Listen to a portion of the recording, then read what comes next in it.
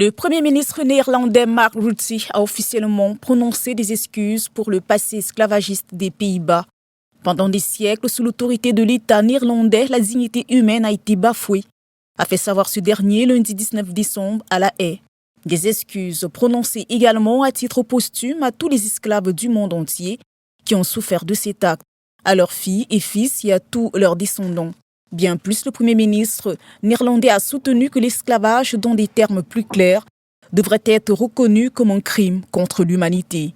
Si ces excuses officielles ont été saluées par des médias néerlandais, elles suscitent néanmoins de nombreuses critiques aux Pays-Bas et en Outre-mer, notamment dans les îles Caraïbes. Parmi les points critiqués, la date arbitrairement choisie, le manque de concertation avec les représentants des anciennes colonies.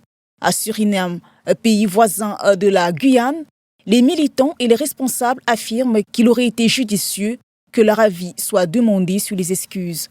De ce fait, l'attitude du gouvernement Rutte, qui ne l'a pas fait, est qualifiée de néocoloniale.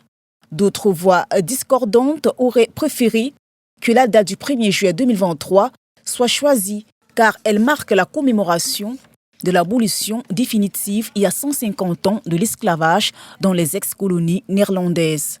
À l'île Saint-Martin, le Premier ministre de la partie néerlandaise, qui n'a ni accepté ni exigé des excuses, appelle plutôt à un dialogue avec La Haye. Du côté du comité de réparation au Suriname, il est reproché au gouvernement néerlandais de ne pas assurer la responsabilité ni l'obligation de rendre des comptes.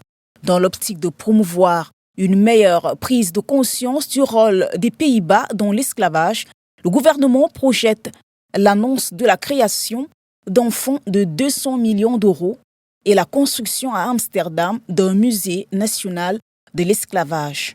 Entre le XVIe et le XVIIe siècle, l'empire colonial néerlandais a connu la prospérité grâce à l'esclavage. Le pays a expédié au moins 600 000 personnes d'Afrique en Amérique du Sud.